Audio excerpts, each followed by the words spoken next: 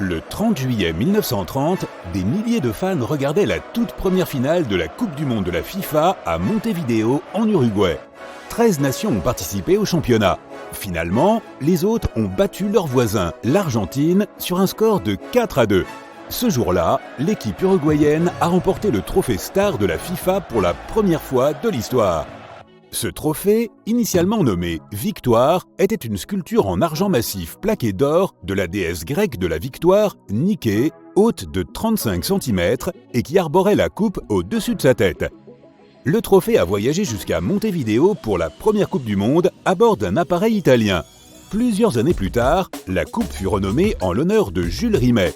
Il était le 3e président de la FIFA et avait énormément contribué à faire du football un sport universel et à promouvoir la Coupe du Monde.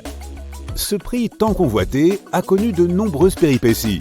En 1939, une période très troublée pour l'Europe, le vice-président italien de la FIFA, Ottorino Barassi, a dû transférer le trophée d'un coffre de banque et le cacher dans une boîte à chaussures sous son lit afin de le préserver. Le trophée est passé de vainqueur en vainqueur jusqu'en 1970. Cette année-là, le Brésil a remporté la Coupe du Monde pour la 3e fois et a donc pu le garder. Il n'aurait jamais vu la couleur du trophée original sans un cabot noir et blanc nommé Pickles, qu'il a sauvé quelques années auparavant. La Coupe du Monde devait avoir lieu en Angleterre. Le trophée était exhibé dans une exposition de timbres à Londres. On le surveillait 24 heures sur 24 et 7 jours sur 7, mais un voleur, ou peut-être un groupe de voleurs, est parvenu à déjouer la vitrine de sécurité et à voler le trophée lors de son 2e jour d'exposition. La recherche du trophée a immédiatement commencé. Le voleur exigeait une immense somme d'argent en guise de rançon. Il a toutefois été retrouvé et arrêté, mais la coupe n'était pas en sa possession. Et c'est là que Pickles est entré en jeu. Une semaine après le vol, le chien faisait sa promenade habituelle avec son propriétaire. Il a reniflé un paquet enveloppé dans du journal sous une haie du jardin de sa maison dans le sud de Londres. Pickles a poussé son propriétaire, David Corbett, à vérifier la trouvaille. Il s'est montré très prudent, car il pensait qu'il pouvait s'agir d'un colis suspect. Alors que David déballait le journal, il a réalisé que c'était l'authentique trophée de la Coupe du Monde qui se trouvait dans son jardin. Une fois qu'il a été confirmé qu'il s'agissait bien du trophée, Pickles est instantanément devenu une célébrité. Il a figuré en couverture de nombreux magazines de par le monde. Son propriétaire s'est vu octroyer une récompense d'un montant de plus de 100 000 $ au cours d'aujourd'hui et Pickles, pour sa part, a remporté de la nourriture pour chiens à vie. Quelques mois plus tard, Sa Majesté la Reine a remis le prix bien mérité au capitaine de l'équipe d'Angleterre. L'un des joueurs, Nobby Stiles, a exécuté sa célèbre gigue sur le terrain en exhibant la coupe. Bien que le trophée ait disparu, la Fédération anglaise de football avait secrètement commandé une réplique en bronze doré au cas où le vrai trophée ne serait jamais retrouvé. L'Angleterre n'a pu tenir le vrai trophée que sur le terrain. Les représentants de la Ligue sont venus dans leur vestiaire pour le remplacer par la réplique qui est partie en tournée dans le pays pendant les 4 années suivantes. Puis, comme tu le sais déjà, le Brésil a remporté la Coupe du Monde et a pu garder le trophée Jules Rimet pour de bon. La FIFA a annoncé un concours de design pour créer le trophée de la Coupe du Monde suivante. Et c'est l'artiste italien Silvio Gazzaniga qui a proposé le meilleur design parmi 53 propositions provenant de 7 pays différents. Le nouveau trophée est une statue de 2 athlètes soutenant un globe terrestre. Certaines personnes y voient une représentation de Pelé, le légendaire joueur brésilien, qui est le seul à avoir remporté 3 Coupes du Monde. L'artiste ne l'a cependant jamais confirmé. Selon la FIFA, le trophée est en or 18 carats, avec des bandes de malachite à sa base. Un chimiste travaillant à l'université de Nottingham a affirmé qu'il ne pouvait pas être fait d'or massif. Si tel était le cas, le trophée devrait peser pas moins de 68 kg, car l'or est un matériau extrêmement dense. Aucun membre de l'équipe gagnante ne serait capable de le soulever au-dessus de sa tête aussi facilement. De plus, ce serait un énorme gaspillage d'or. Le scientifique est donc certain que le globe de la statue doit être creux. Ainsi, le trophée ne pèse qu'environ 6 kg. Il porte une inscription « Coupe du Monde de la FIFA » autour de sa base. Après 1994, on a ajouté une plaque contre le fond sur laquelle sont gravés les noms des pays gagnants. Les inscriptions comportent toujours l'année en chiffres et le nom du pays dans sa langue nationale. La plaque est remplacée à chaque cycle de Coupe du Monde et les noms sont réarrangés en spirale pour économiser de la place.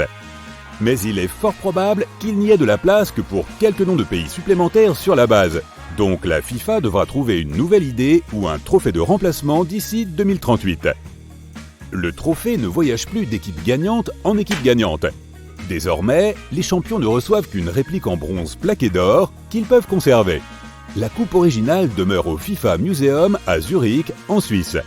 Elle n'en part que lorsqu'elle effectue sa tournée du trophée de la Coupe du Monde. Lors de sa tournée de 2022, le trophée était censé visiter pas moins de 51 pays. Le projet est qu'il rende visite aux 211 associations participantes d'ici à 2030, date du 100e anniversaire de la Coupe du Monde. Il a aussi fait partie intégrante du tirage au sort de la Coupe du Monde actuelle, était présent sur le terrain lors du match d'ouverture et le sera lors de la finale de cette coupe. La tradition de soulever le trophée dans les airs a commencé lors de la Coupe du Monde de 1958 en Suède.